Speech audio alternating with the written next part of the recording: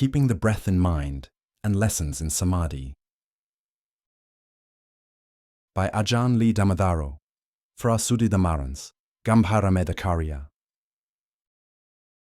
Translated from the Thai by Thanisara Bhikkhu, Geoffrey de Graaf. Translator's Foreword. This is a how-to book. It teaches the liberation of the mind, not as a mind-boggling theory, but as a very basic skill that starts with keeping the breath in mind. The teachings here are drawn from the works of Ajahn Lee Damadaro, 1906–61, one of Thailand's most renowned teachers of Buddhist meditation. Ajahn Lee was a forest monk, one who prefers to live in the seclusion of the forest and makes meditation the central theme of his practice.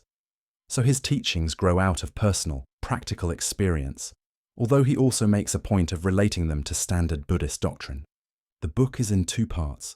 The first is a basic guide to the techniques of breath meditation, Ajahn Lee's specialty, and gives two methods that he developed at separate points in his career. The second part consists of excerpts from 5 of his talks dealing with issues that tend to arise in the course of meditation. If you want to begin your practice of meditation immediately and fill in the details later, turn to Method 2. Read over the 7 basic steps until you have them firmly in mind, and then start meditating. Take care, especially at the beginning, not to clutter your mind with extraneous ideas or information. Otherwise, you might spend too much time looking for things in your meditation and not see what is actually there. The rest of the book can wait until later, when you want help with a particular problem or, what is often the same thing, when you want an overall perspective on what you are doing. The purpose of this book is to suggest possibilities, to direct your attention to areas you may have overlooked, to suggest approaches that otherwise might not have occurred to you. What you actually see is purely an individual matter. Don't try to force things. Don't be worried if you have experiences that aren't covered in the book. Don't be disappointed if you don't have experiences that are. Signs and visions, for example. Some people experience them, others don't. They are an individual matter and not really essential to the meditation. If you experience them, learn how to use them wisely. If you don't, learn how to use what you do experience. The important point is to keep the basics in mind and to stay observant. Meditation, like carpentry, sailing, or any other skill, has its own vocabulary that to the beginner is bound to seem like a code. One of the challenges in using this book will be in breaking its code.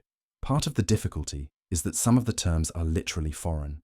They're in Pali, the language of the oldest extant Buddhist texts, coloured by shades of meaning they've picked up from Thai. This problem, though, is relatively minor. Most of these terms are explained in the text. The glossary at the back of the book gives definitions for any that aren't, plus additional information on many that are.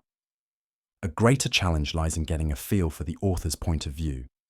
In meditation, we are dealing with the body and mind as experienced from the inside. Ajahn Lee practiced meditation most of his adult life. He had long experience in viewing the body and mind from that perspective, and so it is only natural that his choice of terms should reflect it.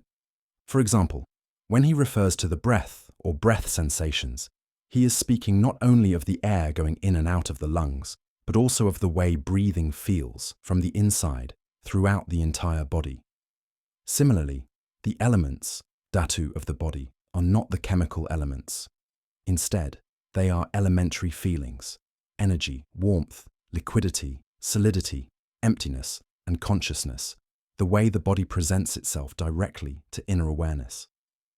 The only way to get past the strangeness of this sort of terminology is to start exploring your own body and mind from the inside, and to gain a sense of which terms apply to which of your own personal experiences. Only then will these terms fulfill their intended purpose, as tools for refining your inner sensitivities, for the truth of meditation lies, not in understanding the words, but in mastering the skill that leads to a direct understanding of awareness itself. You might compare this book to a recipe. If you simply read the recipe, you can't, even if you understand all the terms, get any flavor or nourishment from it. If you follow the first few steps and then give up, when it starts getting difficult, you've wasted your time. But if you follow it all the way, you can then set it aside and simply enjoy the results of your own cooking. My hope is that this book will be helpful in your personal exploration into the benefits that come from keeping the breath in mind. Thanissaro Bhikkhu, Jeffrey Degraff.